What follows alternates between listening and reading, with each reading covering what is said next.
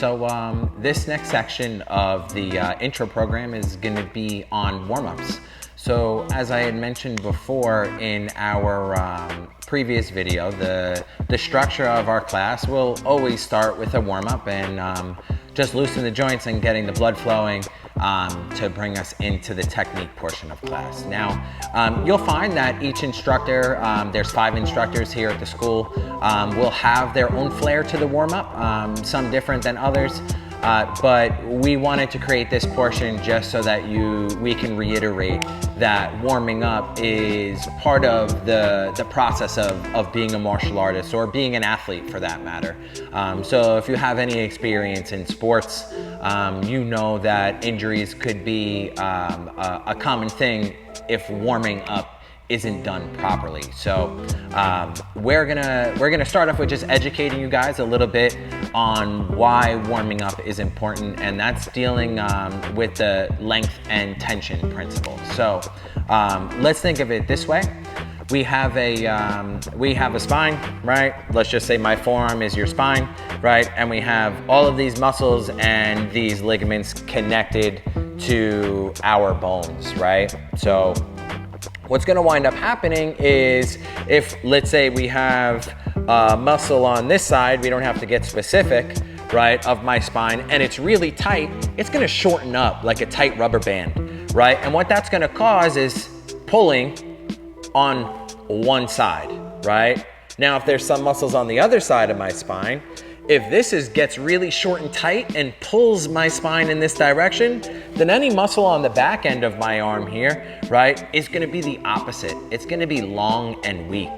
So what I recommend to you guys is to just look around you and see how people stand, observe people's posture. Look in the mirror, observe your own posture, right? A lot of the times you may find, especially within a jiu-jitsu facility, that a lot of athletes have a kyphosis in their upper back and a forward head posture. Or a lot of martial artists, especially from kicking, have what we call an anterior tilt or a forward tilt of the pelvis, right? And this just comes through doing repetitive motions or being slouched over a lot of the times. But this is so important because when this length tension relationship is unbalanced, it leaves us more susceptible to injury. So whether you're doing soccer, whether you're going to the gym to exercise, or you're coming to jiu-jitsu class, this is something that, or maybe you work a desk job, right? And you find yourself at the desk on your computer for hours a day, right? And you realize that putting your arms over your head becomes difficult because we're in this hunched over position so much, right? It could be anything for that matter, but making sure that our posture is neutral and in line and healthy is one of the best ways for you to not get injured in your choice of sport. And in this case, it's jiu-jitsu, which is volunteering to get your joints manipulated, right? So we all know that choking and joint locks are involved. So if you're gonna think about participating in an activity that twists your body up, we wanna make sure that it's as healthy as we can get it. And part of our warm-ups here at 10th Planet Long Island puts a big emphasis on that.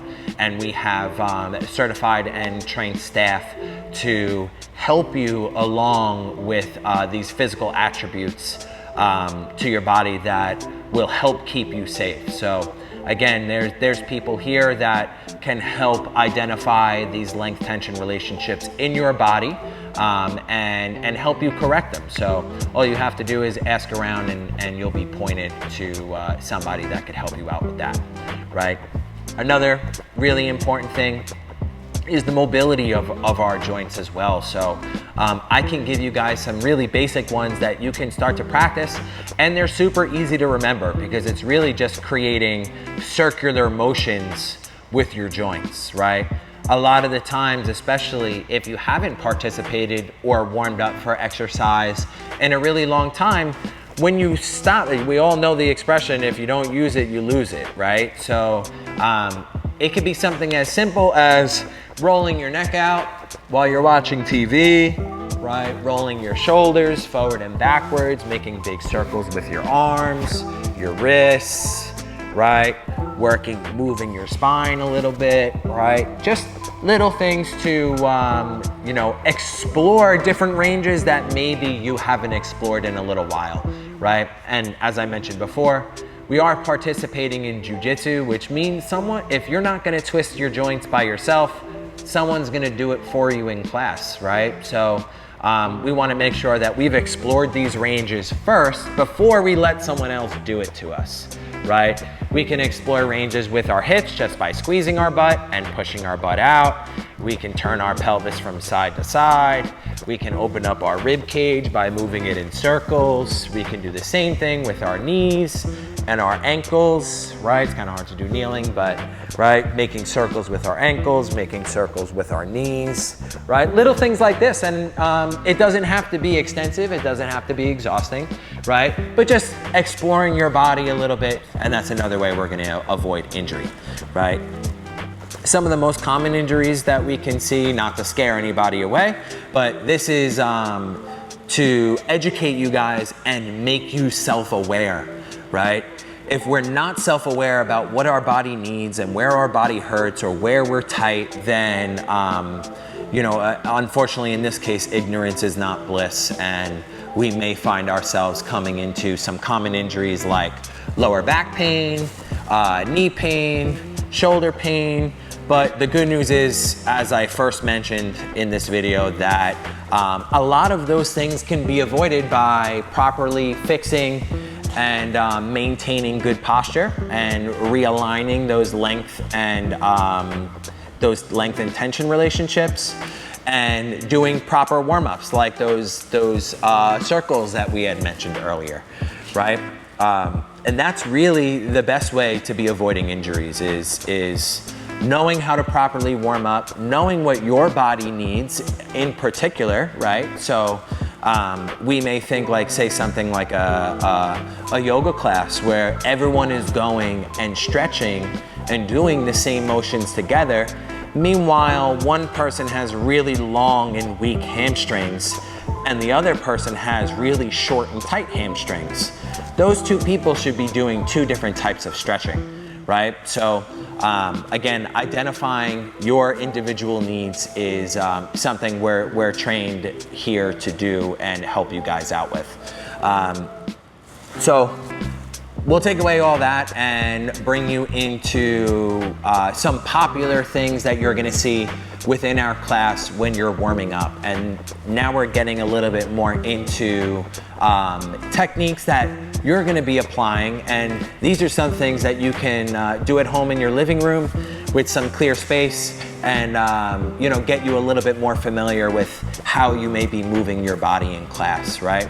And we'll start you guys off with a little bit of a progression here, okay? The first thing is gonna be a bridge from your back, okay? Now, one of the best ways to do this is definitely slow and controlled.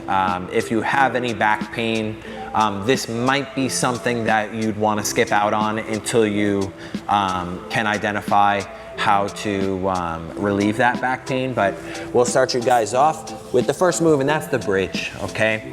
And this is a popular move because it's the foundation of a lot of different techniques that we teach here. So all I want you guys to do is you're gonna bring your heels to your butt. And what this will allow me to do is get my hips really high up off the floor.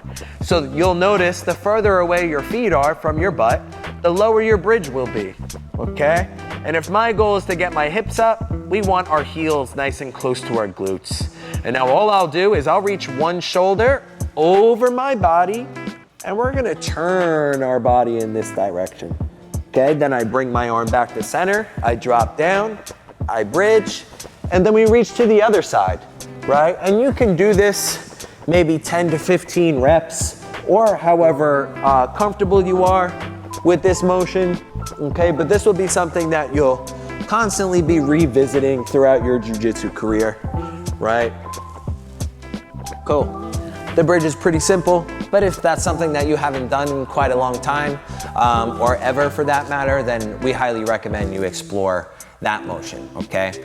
that bridge is gonna bring us into probably one of the most important techniques of jiu-jitsu. And it's something that's quite subtle, but it's used for an offensive standpoint and a defensive standpoint. So whether you're the attacker or the defender, this is a motion that you'll be performing forever, as long as you're training jiu-jitsu, and that's the shrimp, okay? There's 3 different ways to approach the shrimp, right? So I'm gonna teach you guys the easiest way all the way down to the hardest, most difficult way, all right? So what you can start off by doing is bringing yourself onto your one hip, and whatever hip you're on, for me, I'm on my right hip, so I'm gonna use my right hand on the floor behind me. And just as we did with our bridge, we're not gonna have our feet out, but we're gonna pull them nice and close, and we're gonna imagine not only am I pushing someone off of me, but I'm also moving away from them. So rather than them stay here and me just move, we're trying to separate from both sides to create as much space between you and your opponent as possible, right? So my heels will come to my butt. I'll keep one hand in front, and all I have to do is use my feet to push my butt back. We switch to the opposite side. I bring my heels to my butt again, and we push our butt back. And you can do this same thing rather than pushing, but scooting yourself forward. We would call this a forward shrimp or a reverse shrimp, okay? This is a nice, easy movement for you to practice, and we can make it more difficult by doing something simple, and that's just lowering down to our elbow. So the closer I am to the floor, the more friction I'm gonna get from the mat. So when I do this same motion on my elbow, again, whether I'm scooting myself forward, pulling and scooting forward, or pushing and scooting backward, if I'm on my elbow, it's gonna be a little bit more difficult, as you guys will find out as you demonstrate these. And the last part is gonna be doing it on our shoulder. So we went from our hand to our elbow to our shoulder for the shrimp. The benefit of this one is probably most important because you'll find yourself on your back a lot more often than not, okay? So we'll start in that same bridging position that we started with our heels to our butt. My elbows are nice and tight to my body. We do the bridge, we turn to our shoulder like before. I'm gonna push my opponent away as I push off my toes and move my hips back. Okay, my heels come to my butt. I raise my hips up, elbows tight to my body. I roll to my shoulder. I push my opponent away, and I scoot my hips back, right? And you guys will notice that I make this little hook type motion or shape here, almost like I look like a J, right? But more importantly, I look like a shrimp, right? So I push my opponent away, and I scoot my hips back, okay? So there you have 3 variations of the shrimping technique that you can practice on your free time or before you come to class, because this tends to be a more difficult motion because it's quite unorthodox or uncommon for you to do throughout your daily life. How often do you find yourself on your back wiggling amongst the floor, right? It's not a very common scenario. So practicing these 3 variations is a great way to get yourself familiar with the motion, okay? Next thing, as I mentioned before, that lower back and knees can tend to be an issue or something that, if it's not addressed, can come to fruition in an injury in training jiu-jitsu, okay? So one of the best ways to avoid knee and lower back pain is with the 90-90 stretch, okay? And this will really open up the hips and take away any pressure that may be put to your knees or lower back by, just really loosening the pelvic floor and glute area, right? This one's called the 90-90 stretch because both your front and back leg are placed at a 90-degree angle, okay? And one of the things to consider, guys, is just because you're really flexible doesn't necessarily mean that it's a good thing, okay? Most people think that flexibility, the more flexible I am, the better off I am, and that just simply is not true. We need to have a fine balance of strength, but be able to explore ranges of motion within our joints and not only explore that range of motion, but be strong from that range of motion. Because as I mentioned before, someone might be twisting your body, and just because you can go to that position doesn't mean that you're necessarily strong there, but or that you should be there to begin with. So again, we're gonna try and loosen up these hips. So as you're shrimping and as you're using your legs on your back, we can take away some pressure from our knees and our lower back here. So I have two 90-degree angles. I have a nice tall posture. We're gonna breathe in through our diaphragm, and with the exhale, we're not gonna fold our back like this and make a rounded spine, but I'm gonna keep a straight spine and just hinge at my hips, right? And typically, when I stretch, I like to take a contract and relax approach, meaning that when you find end range and you start to feel like you're stretching, we wanna activate that muscle at that end range and build some strength from that space, right? So a nice way to do that with the 90-90 stretch is to just lean forward, and then after you find your end range or you start to feel some tension, we just drive our foot and our knee down into the floor as hard as you can.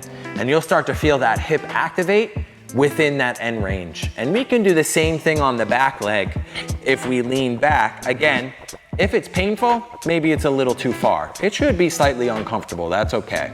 But as I shift my weight back, I drive my knee and ankle into the ground as hard as we can, activating that hip, right?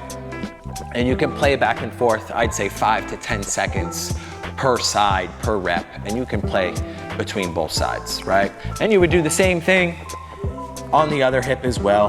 Remember to take that breath through the diaphragm with a long spine, hinging at the hips, activating at end range, whether I drive this leg down into the mat or I shift my weight back and I drive this leg down into the mat, okay? So the bridge is gonna lead us into our shrimp, okay? Once I shrimp and I'm able to maneuver myself on the bottom a little bit, you'll find that you'll then have to start using your legs to fight your opponent, right? So having nice, strong, loose hips is gonna certainly help you out when it comes to fighting people when you're on your back, okay? Staying on your back isn't always the best option. So another move that you can warm up with or practice at home is what we call our tactical stand-up, okay? And this is great, especially from a self-defense scenario, because we wouldn't expect you to lay on your back in a parking lot and use your jiu-jitsu. So sometimes the best defense is getting up and running away and disengaging from that confrontation. So I'll help you guys out with this one, where we're actually gonna start on our back. We're gonna roll to our side and our elbow here, okay? Shortly after I make my way to my elbow, we're gonna come up to our hand, and you guys will find we're in the starting position of the shrimp from the hand, okay? Keeping my opponent away, all I'm gonna do is look to raise my hips up off the floor, retract my leg behind me, whether I come to my knee or whether I come to my foot, and we shuffle back, especially being aware if an opponent is trying to strike us, okay? So we're here, down on our back, protecting ourselves with our feet.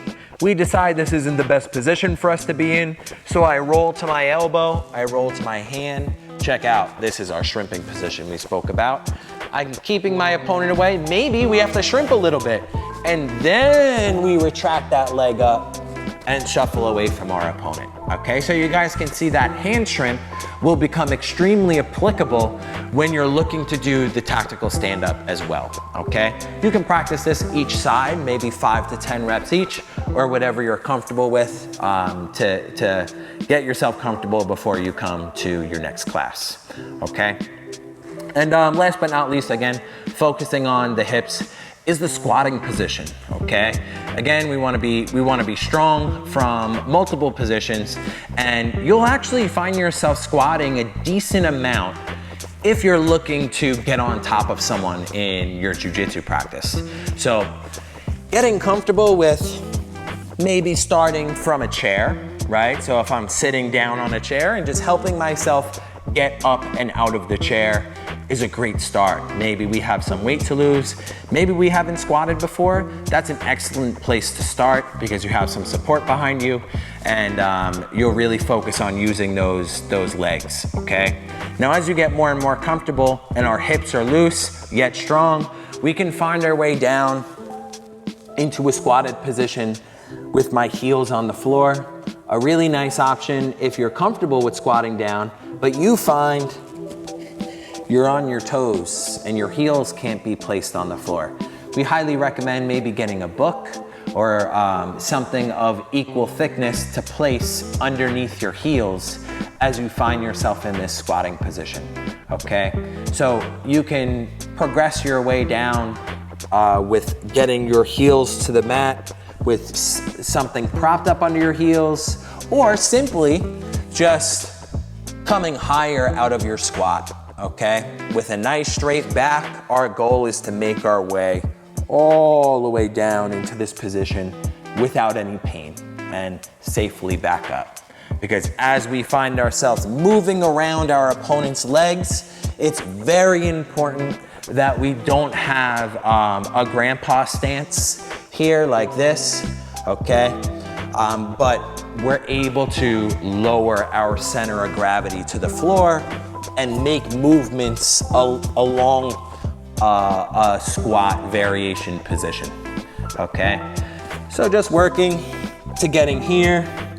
Maybe we pump our leg out a little bit and use that 90-90 type sensation from the squatting position. But as you guys come to class and we give you different variations to explore these ranges of motions, whether it's stretching, mobility, or like an active warm-up, you guys will find that you'll be exploring these positions and getting more and more comfortable. And if you're not, as I mentioned before, we have plenty of people here that are qualified to point you in a direction that will help your progress, okay? So these are some things as far as injuries and warming up before class, or just getting familiar with exploring some different things if you haven't explored your body in a little while. But as I mentioned before, you have congratulations on volunteering yourself to be manipulated in a bunch of different ways. So when we explore this body and we become knowledgeable on what we're capable of, we can be educated and avoid injuring ourselves, okay?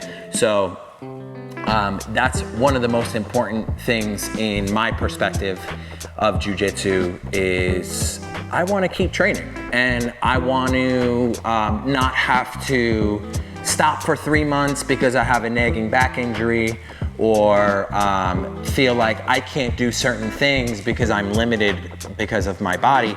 So the sooner we learn to explore this bag of flesh and realize what it can do and what it can't do, we can be safe and do things a little bit smarter and get the most out of our training sessions.